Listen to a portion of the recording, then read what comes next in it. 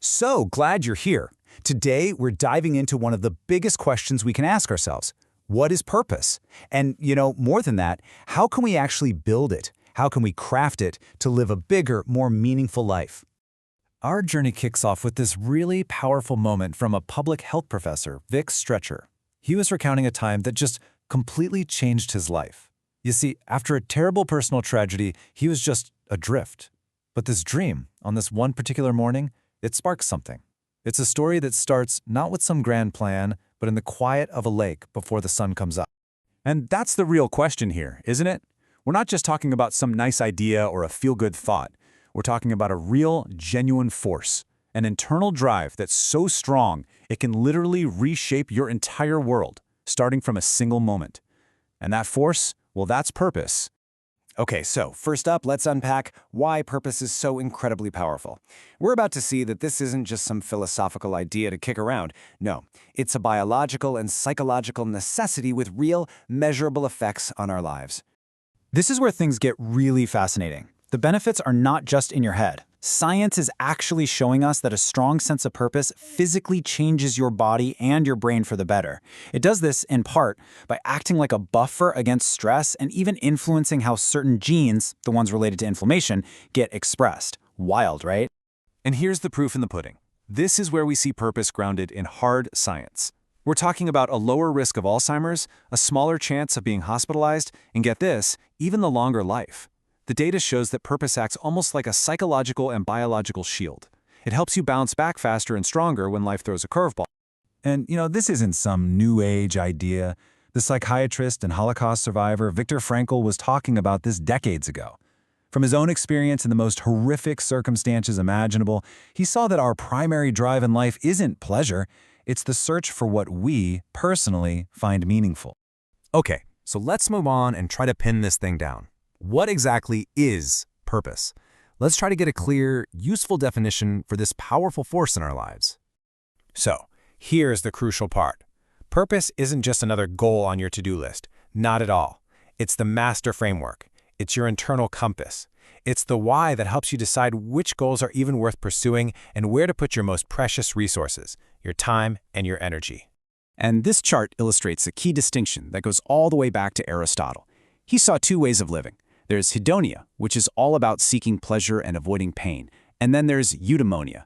Eudaimonia is about flourishing, about living a life of meaning that's deeply aligned with your core values. A purposeful life. That's a eudaimonic life. Okay, so we know what purpose is. We know why it's so important. But how do we find it? This next part is all about moving from theory to the very practical, personal art of self-discovery. This is step one. It's a process that psychologists call self-affirmation, which is really just a fancy way of saying, take a moment to think about what you truly care about, who relies on you, what issues get you fired up, what is it that actually makes you want to get out of bed in the morning. Now this one introduces a really powerful idea called mortality salience. By thinking about the end of our life, it has this incredible way of cutting through all the noise, all the distractions, all the stuff that doesn't really matter. It forces you to focus on what would truly make a life well-lived, for you. Now I know this sounds a little morbid, but stick with me, because it's not about being grim. It's about getting crystal clear. If you had to boil down your entire life, your legacy, into just a single sentence for an epitaph, what would it say? Answering this is one of the most powerful ways to define your why. All right, let's get into it. Once you have a sense of your why, how do you actually live it? I mean, how do you translate a big, powerful idea into what you do every single day? The philosopher Friedrich Nietzsche had this amazing metaphor for the journey. He said we start as the camel, taking on the burdens and values of society. Then we have to become the lion, challenging those conventions and creating our own values. And finally, we become the child, innocent, creative, building a world from a purpose that is authentically ours. It's a journey we all go through, from absorbing the rules, to questioning them, to finally creating a life that just feels right. And this framework is your practical blueprint. Your purpose is your be goal, who you want to be. From there, you set do goals, the things you need to do to serve that purpose.